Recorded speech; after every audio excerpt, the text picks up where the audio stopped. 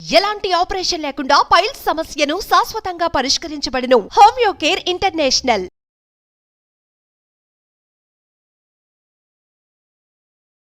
నమస్తే డాక్టర్ గారు. నమస్తే అమ్మా. ఒక మెయిల్ అండి, తనకి ఒక 15 days లో మ్యారేజ్ అంట.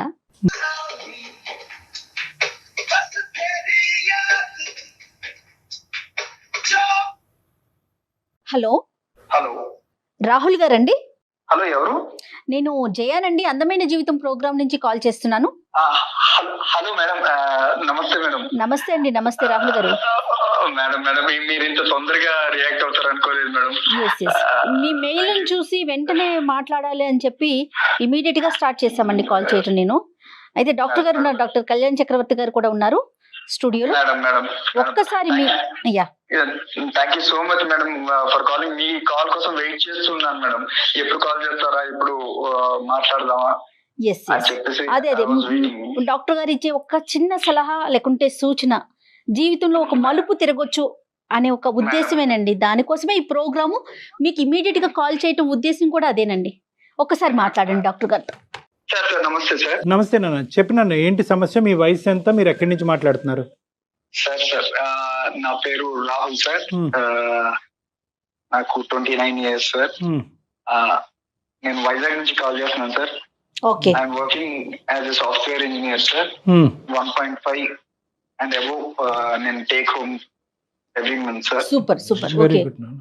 ఉమ్, సార్ యాక్చువల్లీ నా బాధ ఏంటంటే సార్, నేను ఎందుకు మెయిల్ చేశానంటే సార్, నేను ఎన్నో సంబంధాలు చూసాను సార్, కానీ ఏది నచ్చలేదు. నేను రీసెంట్ గా ఒక సంబంధం చూసాను సార్. ఆ అమ్మాయి బాగా నచ్చింది సార్ నాకు. చాలా చాలా అంటే చాలా బాగా నచ్చింది. మంచి బ్రాడ్ మైండెడ్ మంచి అమ్మాయి. తనతో మాట్లాడిన తర్వాత ఆ పెళ్లి చూపుల్లో నాకు తెలిసింది సార్. నేను ఆ పెళ్లి చూపులు అయిపోయిన తర్వాత ఒక 7 to 8 times ఫోన్ లో కూడా మాట్లాడాను సార్ అమ్మాయితోని. ఇంకా మా నాన్నతో చెప్పాను, నాన్న నాకు ఎలాంటి కట్నం వద్దు మనకి, నాకు అమ్మాయి చాలా బాగా నచ్చింది, ఆ అమ్మాయి ఈ అమ్మాయినే చేసుకుంటాను నేను అని చెప్పేసి అంటే, ఇంకా మా అమ్మ నాన్న వాళ్ళు చాలా సంతోషంగా ఫీల్ అయ్యారు సార్. ఫీల్ అయ్యి ఓకే అక్కడికి వీడు పెళ్లికైతే ఒప్పుకున్నాడు కదా అని చెప్పేసి వాళ్ళు డిసైడ్ అయ్యి చాలా అరేంజ్మెంట్స్ చేసుకున్నాం సార్. అంటే అన్ని వచ్చిన సంబంధమేనా రాహుల్ ఇది? అవును మేడం, అవును ఓకే మేడం. Okay fine. మొత్తం అన్ని అరేంజ్ చేసుకున్నాం మేడం. మ్యారేజ్ చాలా గ్రాండ్ గా చేయాలి, అంగరంగ వైభవంగా చేయాలి అన్న ఇదితోని అరేంజ్ చేసుకున్నాం మేడం. ఓకే అండి. అరేంజ్ చేసుకున్న పెళ్లి కార్డులు కూడా అన్ని కొట్టించేసాం మేడం. కొట్టించేసిన తర్వాత సడన్ గా ఏమైందో, నాకు ఈ మ్యారేజ్ వద్దు అని చెప్పేసి క్యాన్సిల్ చేసేయండి అని చెప్పేసి అన్నదండి. దేనికో అర్థం కాలేదు మేడం, ఎందుకు ఇలాగ అన్నదో అర్థం కాలేదు. ఇంకా వాళ్ళ నాన్నగారిని అడిగాను, అంకుల్ ప్రాబ్లం ఏంటి, అసలు కాజ్ ఏంటి, నా వల్ల ఏమైనా తప్పు జరిగిందా, నేనేమైనా తప్పు చేశానా, నేను తనతోని మాట్లాడిన 7-8 సార్లు కూడా ఫోన్ లో పద్ధతిగానే మాట్లాడాను. దెన్ వై షీ రిజెక్టెడ్ మీ. అమ్మాయితో మాట్లాడారా మీరు? మళ్ళీ ఎందుకు రిజెక్ట్ చేసింది ఏంటని? మాట్లాడదామని ట్రై చేస్తుంటే నా కాల్ లిఫ్ట్ చేయట్లేదు మేడం, నా కాల్ కట్ చేస్తుంది. రైట్. Few questions Rahul. ఒకటి, ఆ అమ్మాయిలో ఏం నచ్చింది రాహుల్ నీకు అంత ఇదిగా? అంటే చూడటానికి అందంగా ఉంటుందా, చదువా, లేదంటే డిసిప్లినా, ఏంటి, ఏం నచ్చింది మీకు? ఏం చూస్తున్నారు మీరు? ఒక అమ్మాయిలో ఏం చూసేవారు పెళ్లికి ముందు? ఆ అమ్మాయి మాట్లాడే విధానం బాగుండాలి, అమ్మాయి నాకు అందంగా తెల్లగా ఇది అది అన్నది కాదు సార్, ఆ అమ్మాయి ఎంత పద్ధతిగా ఉన్నది అన్నది నాకు కావాలి. దానికోసమని ఆ అమ్మాయి పెళ్లి చూపుల్లో ఎంత పద్ధతిగా ఉందో, ఎంత పద్ధతిగా మాట్లాడిందో, ఆ డిసిప్లిన్ అదంతా చూసి కూడా నాకు చాలా బాగా నచ్చేసింది సార్. ఇప్పుడు మీరు మాకు చేయడానికి కారణం ఏంటి నాన్న? Why did you call us? I humbly request please sir, నాకు ఆ అమ్మాయి ఎలాగైనా కావాలి. మీరు నా తరపు నుంచి ఆ అమ్మాయికి కాల్ చేసి కాజ్ ఏంటో కనుక్కొని నాకు మళ్ళీ ఆ అమ్మాయి నన్ను ఒప్పుకొని నన్ను పెళ్లి చేసుకునేలా చేస్తారు అన్న ఇంటెన్షన్ తోని నేను మీకు మెయిల్ చేశాను sir. Please help me sir. పెళ్లి కుదిరిన తర్వాత ఇలాగ వెనకడుగు వేయటం ఎంతో బలమైన కారణం ఉంటే తప్ప ఇలా వెనక వేయటం అనేది అబ్సల్యూట్లీ తప్పు నాన్న. అది నెంబర్ 1. ఫస్ట్ మనం కారణం కనుక్కోవాలి. నెంబర్ 2 మోస్ట్ ఇంపార్టెంట్ ఏంటంటే కలుస్తారా లేదా అనేటటువంటిది మా చేతుల్లో ఉండదు. ఓకే, మేము మాట్లాడతాం, కారణం కనుక్కుంటాం, దాన్ని బట్టి ఒక కౌన్సిలింగ్ అనేటటువంటి చేద్దాము. అవుతుందా లేదా అనేటటువంటిది మనం పరిస్థితి బట్టి ఆలోచిద్దాం. ఈ మధ్యలో మీరు ఎప్పుడు కలవలేదండి డైరెక్ట్ గా? అంటే బట్టలు కొనడానికి పెళ్లి పనుల మీద ఎక్కడైనా మధ్యలో కలిసారా రాహుల్ ఒక్కసారైనా? లేదు మేడం, అంటే ఫోన్ లో తప్ప డైరెక్ట్ గా Okay. కలవలేదు మేడం. కలుపుదాం. ఓకే, ఫోన్ నెంబర్ ఉందా నాన్న? ఉంది సార్, ఉంది సార్. ఒకసారి నాకు మెసేజ్ చేయండి, నేను తనతో కాల్ చేస్తాను. ఏమండి, తన నెంబర్ మనం ఎందుకు రివీల్ చేయటం? ఎస్, డాక్టర్ గారు రాహుల్ లైన్ లో ఉన్నారండి. నేను అమ్మాయిని తీసుకుంటాను కాల్లోకి. రాహుల్, మీరు ఏం మాట్లాడకండి, ఒకసారి తనతో మాట్లాడేశాక నేను మిమ్మల్ని లైన్ లోకి తీసుకుంటాను. రైట్? సరే మేడం, సరే మేడం. ఓకే.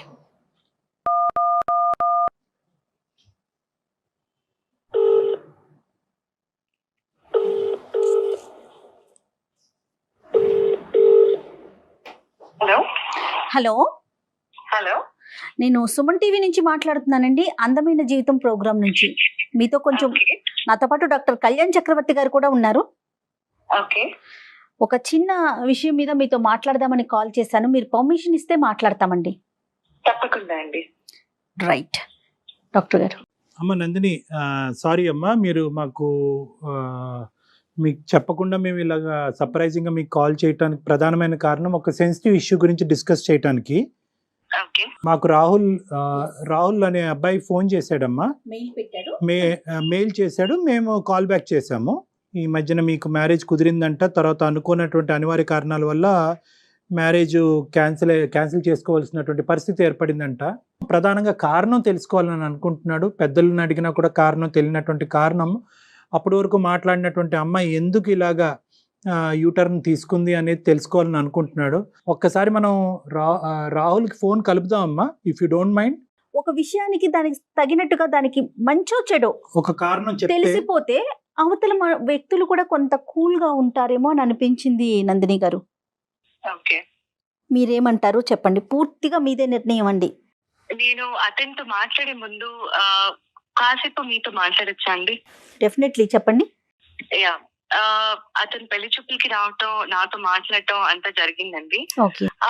బట్ ఈ ప్రాసెస్ లో పెళ్లి చూపులు జరుగుతున్న ఒక ఆడపిల్ల తన ఇంటికి వస్తున్న ఒక అబ్బాయి గురించి ఏ మాత్రం నాలెడ్జ్ ఉండదు. ఒక ఆడపిల్ల ఏం ఆశిస్తుందండి, తన కాబోయే భర్త ఒక మంచివాడు అయి ఉండాలి, ఒక మంచి సంస్కారవంతుడు అయి ఉండాలి. తల్లిదండ్రుల దగ్గర పెరిగిన ఆడపిల్ల కాబోయే భర్త గురించి ఎన్నో ఆశలు పెట్టుకొని ఉంటుందండి. అవునవును. ఇప్పుడు దాకా ఉన్నది ఒక ఎత్తు అయితే, పెళ్లి తర్వాత రాబోయే జీవితం గురించి ఏ ఆడపిల్ల అయితే ఎన్ని కలలు కంటుందండి. నా తల్లిదండ్రులు ఒక సంబంధం తీసుకొచ్చి, అమ్మ ఒక అబ్బాయి వస్తున్నాడు, నేను చూడటానికి వస్తాడు అని చెప్పినప్పుడు చాలా సంతోషంగా ఎన్నో ఆశలతోటి వచ్చానండి. నేను కూడా యాక్సెప్ట్ చేశాను అబ్బాయిని. వచ్చాడు, నాతో మాట్లాడాడండి.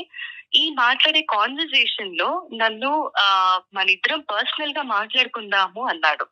అన్నప్పుడు తప్పకుండా అన్నాను. లేచి పక్కకు వచ్చాము ఇద్దరము. ఆ మాట్లాడుతున్న కాన్వర్సేషన్ లో అతను ఒక మాట అడిగాడండి. ఒక ఆడపిల్లని, అది ఇష్టపడి లేకపోతే ఖచ్చితంగా ఆ అమ్మాయిని పెళ్లి చేసుకోవాలనుకొని వచ్చిన ఒక అబ్బాయి కాబోయే ఒక భార్యని అడగాల్సిన మాటేనా కాదా అన్నది నేను చెప్పిన తర్వాత పెద్దవాళ్ళుగా మీరే ఆలోచించండి. చెప్పండి అమ్మా. నేను చెప్పలేకపోతున్నానండి. అయ్యో, ఒక గౌరవ మర్యాద కుటుంబంలో పుట్టి పెరిగిన ఆడపిల్లని నేను చాలా సంస్కారవంతంగా మాట్లాడతాను ఎవరితో అయినా సరే. అలాంటిది నన్ను పట్టుకొని అయ్యో వర్జిన్ అని అడిగాడండి. ఒక భర్తగా అతను నా ఇంటికి వచ్చినప్పుడు అతన్ని నేను పెళ్లి చేసుకోబోతున్నాను అని నేను మనసులో ఫిక్స్ అయిన తర్వాత అయ్యో వర్జిన్ అని అడిగిన ఆ ప్రశ్నకి ఒక ఆడపిల్ల ఎలా రియాక్ట్ అవ్వాలండి? అలాంటి వాడు రేపు నన్ను ఏం చూసుకుంటాడండి? రేపు నేను పాలవాడితో మాట్లాడినా, పేపర్ వాడితో మాట్లాడినా అనుమానిస్తాడు కదా. అలాంటి వాడిని నేను ఎలా పెళ్లి చేసుకోవాలి? తన ఫ్రెండ్స్ వల్ల అయ్యి ఉండొచ్చు, లేదంటే తను పెరిగిన బ్యాక్గ్రౌండ్ అయ్యి ఉండొచ్చు. మేబీ ఇది ట్రెండ్ ఏమో ఈ మధ్య జనాలు ఇలా అడగటాలు, కాబట్టి వాళ్ళు క్యాజువల్ గా అడిగాడేమో అని కూడా అనుకున్నానండి కొద్ది రోజులు నేను. టైం కూడా తీసుకున్నాను. అందుకే ఈ ఒక్క మాట అడిగిన దాని వల్ల నేను ఇంత మనసు చంపుకొని ఈ సంబంధానికి ఒప్పుకోవాలా? నాకేమంత అవసరం? లోపల నేను ఎంత కృషించిపోయానో నాకు తెలిసింది. ఆ మాటకి అతని మొహం చూడాలన్నా, తిరిగి మళ్ళీ అతనితో మాట్లాడాలన్నా నాకు ఎలా మనసు వస్తుంది? సారీ అమ్మా, నిజంగా ఈ అబ్బాయి ఈ మాట నిన్ను అడిగాడని మాకు తెలుసుంటే అసలు మీకు కాలే చేయకుండా ఉండేవాడు. అవునండి. ఎందుకంటే because this ends all conversations. ఈ ఒక్క ప్రశ్న ఏదైతే, ఈ అసభ్యకరమైనటువంటి ప్రశ్న ఏదైతే ఈ అబ్బాయి నిన్ను అడిగాడో, మరి తెలివి ఉండి అడిగాడా, తెలివి తక్కువగా అడిగాడా, మత్తులో అడిగాడో మాకు తెలియదు, కానీ ఏదైతే ఇది అడిగాడో this puts an end to all conversations. పెళ్ళి అనేటటువంటిది కుదిరింది, వెడ్డింగ్ ఇన్విటేషన్స్ వేశారు, అందరినీ పిలుచుకున్నారు, కాబట్టి ఈ కారణం అనేటటువంటిది ప్రపంచానికి తెలియాలి కాబట్టి మేము ఫోన్ చేసాం. ఒక 10 నిమిషాలు ఒక మనిషితో మాట్లాడితే చాలు కదా డాక్టర్ గారు, అతని క్యారెక్టర్ ఏంటో, అతని మనస్తత్వం ఏంటో తెలుసుకోవటానికి. కాదమ్మా నందిని, సహజంగా ఏంటంటే ఇలాంటి సినారియోస్లో అబ్బాయిలు అమ్మాయిలను కొన్ని ప్రశ్నలు అడుగుతారు, అమ్మాయిలు అబ్బాయిలను కూడా ప్రశ్నలు అడుగుతారు. అవతల వాళ్ళ సెన్సిటివిటీస్ అర్థం చేసుకుని నీ లైఫ్లో ఎవరైనా ఉన్నారా అనేటటువంటిది ఒక ప్రశ్న అడుగుతారు. నెంబర్ 2, ఆ లైఫ్లో ఉండేటటువంటి వ్యక్తి ఎలా వెళ్ళిపోయారు అనేది అడుగుతారు. డైరెక్ట్గా ఈ ఫిజికల్ ఇంటిమసీకి సంబంధించినటువంటి ఒక అంశాన్ని, చాలా సెన్సిటివ్ అంశం ఒక ఆడపిల్లకి, ఆ అంశం ముట్టుకునేటప్పటికి మీకు చాలా మనసు చాలా హర్టింగ్ అనిపించింది, మనసు విరిగిపోయింది. నందిని, మీరు అనుమతిస్తే ఒక్కసారి రాహుల్ని లైన్ లోకి తీసుకుందాం నందిని. అంటే విషయం ఏంటి అనేది అతనికి తెలిసింది అనుకోండి, అతను చేసిన దానికి అతను పశ్చాత్తాపడతాడా, లేకుంటే ఇంకా అది అప్ టు అతని పరిస్థితి. ఈ ఇష్యూని నందిని ఎంత గాయపడినా, ఎంత బాధపడినా ఈ ఇష్యూని క్లోజ్ చేయవలసినటువంటి బాధ్యత మీ మీద ఉంది. ఇది ఓన్లీ పెళ్లి చూపులు, పెళ్లి చేయాలని అనుకోవటం కాదు, ముహూర్తాలు పెట్టుకుని పిలుపులో జరిగినటువంటి ఒక పెళ్లికి ముందు జరిగేటటువంటి ఒక చాలా పెద్ద తంతు. ఇది ఇద్దరు మనుషులకు సంబంధించింది కాదు, 2 కుటుంబాలకు సంబంధించినటువంటి అంశం. ఈ అబ్బాయి ఇలా మాట్లాడినా కూడా అట్లీస్ట్ వాళ్ళ తల్లిదండ్రులకి ఎందుకు ఇది జరిగింది అనే అంశం తెలియాలి, కాబట్టి ఈరోజు మీరు రాహుల్తో మాట్లాడితే బాగుంటుందని నాకు అనిపిస్తుంది. ఓకే, ఒక్కసారి రాహుల్ని నేను కనెక్ట్ చేస్తానండి. రాహుల్ గారు, నేను నందినితో మాట్లాడానండి, డాక్టర్ గారు కూడా మాట్లాడారు. ఒక్కసారి మీతో మాట్లాడతారట. దయచేసి ఇష్యూని పెంచుకోవద్దండి, ఒకసారి ఆవిడ ఏం చెప్తున్నారో వినండి. ఓకే నందిని గారు, రాహుల్ లైన్ లో ఉన్నారండి, మాట్లాడండి. హలో హలో నందిని, నేను రాహుల్. చెప్పు రాహుల్. అది కాదు నందిని, ఎందుకు రిజెక్ట్ చేసావు చెప్తావా నందిని? నువ్వు నాతో ఏమన్నావు? పర్సనల్ గా మాట్లాడడం ఇద్దరం అన్నావా? పెళ్లి చూపులకి తీసుకెళ్లి మరి అన్నావు కదా. నువ్వు ఇంత ప్రెషర్ చేసి పబ్లిక్ లో పెట్టావు కదా ఇష్యూని. ఇంకా నేను పబ్లిక్ లోకి వచ్చాక కూడా చెప్పకపోతే, నువ్వు నన్ను ఎంత హర్ట్ చేసావు అన్నది చెప్పకపోతే, నలుగురిలో నేను తలదించుకొని బతకాల్సిన అవసరం వస్తుంది. నువ్వేం అడిగావు నన్ను ఒకసారి గుర్తు తెచ్చుకో రాహుల్. వర్జిన్ అని అడిగావు, నన్ను పట్టుకొని నువ్వు వర్జిన్ అని అడుగుతావా? ఏమనుకుంటున్నావు నీ గురించి? ఇదేనా నీ సంస్కారం? ఇదేనా నీ తల్లిదండ్రులకు నేర్పించే నీ సంస్కారం? ఒక్కసారి ఆలోచించలేదా రాహుల్? నన్ను అంత ఇష్టపడ్డానన్నావు కదా రాహుల్, ఇలాంటి మాటను అడగాల్సింది ఒక కాబోయే భార్యని.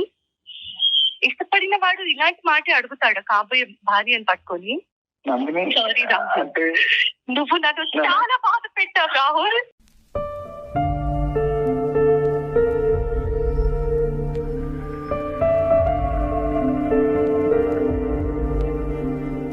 నేను ఎంతో పెయిన్ తీసుకున్నాను రాహుల్, నన్ను నేను ఎప్పటికీ క్షమించుకోలేను. నేను ఈ మాట నీతో నాకు నీతో మాట్లాడటం ఇష్టం లేకపోయినా బయట పెట్టాల్సిన అవసరం వచ్చింది కాబట్టి, ఇంకా మీదటైనా ఇంకొకరితో మాట్లాడే ముందు కనీసం ఆలోచించి మాట్లాడతావని మాత్రమే చెప్తున్నాను రాహుల్. నందిని, నేను నేను కావాలని అడగలేదు నందిని, అదేదో బై మిస్టేక్ గా. రాహుల్, ఒక్కటే ఆలోచించుకో, అది ఆడపిల్ల అయినా మగపిల్లాడైనా సరే, ఒక మనిషితో మాట్లాడేటప్పుడు అది ఫ్రెండ్ అవ్వని, భార్య అవ్వని, తల్లి అవ్వని, చెల్లెలవ్వని, ఒక ఆడపిల్లతో మాట్లాడే ముందు నోట్లోంచి ఒక్కో పదం బయటకు వచ్చేటప్పుడు 1కి 10 సార్లు ఆలోచించి మాట్లాడాలి రాహుల్. నువ్వు నన్ను ఇష్టపడ్డానంటే నా ఇంటికి నా తల్లిదండ్రులు నీ ఫ్యామిలీ అందరినీ పెళ్లి చూపులకి పిలిచారు. నీ గురించి నీ పేరెంట్స్ గురించి నాకు చెప్పి ఈ పెళ్లి చూపులు జరుగుతున్నాయి అని నన్ను కూర్చోపెట్టినప్పుడు ఒక ఆడపిల్లగా నా కాబోయే భర్తను నేను చూసుకుంటున్నానని ఎంతో ఆశతో నేను వచ్చి కూర్చుంటే పక్కకు పిలిచి అయ్యో వర్జిన్ అని అడుగుతావా? నన్ను చెక్ చేస్తావా నువ్వు? నన్ను అనుమానిస్తున్నావా నువ్వు? గ్రేట్ రాహుల్. ఒకసారి ఇదే ప్రశ్న నేను నిన్ను అడుగున్నా, లేదా నేనే నిన్ను టెస్ట్ చేసుకోమని చెప్పుంటే నువ్వు మొహం ఎక్కడ పెట్టుకునేవాడు రాహుల్? నేను నీ స్థానంలో ఉండి ఇదే ప్రశ్న నా నోట్ నుంచి నిన్ను అడుగుంటే నువ్వు నన్ను క్షమిస్తావా? అదొకటి గుర్తుపెట్టుకో రాహుల్, నువ్వు అడిగింది తప్పు. ఇంకెప్పుడు నాతో మాట్లాడాలని కానీ నన్ను కలవాలని కానీ ప్రయత్నించకు. నందిని ప్లీజ్ నందిని, నువ్వు అలాగనకు. నువ్వు అంటే చాలా ఇష్టం నందిని. చాలా ఇష్టం అయితేనే ఇలాంటి ప్రశ్న అడుగుతావా రాహుల్? నందిని బై మిస్టేక్ ఏదో అలా జరిగిపోయింది నందిని, అలాగ అడిగేసాను. కానీ నాకు నువ్వంటే చాలా ఇష్టం నందిని. నువ్వు నేను పెళ్లి చేసుకుంటే నిన్నే చేసుకుంటాను నందిని. Please Nandini, sorry Nandini. రాహుల్ నీది చాలా గొప్ప సంస్కారం. ఇలాంటి సంస్కారహీనులు నాకు అనవసరం రాహుల్. నేను ఆల్రెడీ నిర్ణయం తీసుకున్నాను రాహుల్. కాబట్టి దయచేసి ఇంకోసారి ఈ టాపిక్ ఇంకా నా దగ్గరికి తీసుకురావద్దు. పెద్దవాళ్ళగా వాళ్ళు ఏం చేయాలో చేస్తారు. ఓకే ప్లీజ్ నందిని, నన్ను అర్థం చేసుకో నందిని. రాహుల్ ప్లీజ్ రాహుల్, నువ్వంటే చాలా ఇష్టం నందిని. నేను చేసుకుంటే నేనే చేసుకుంటాను నందిని. ప్లీజ్ నందిని.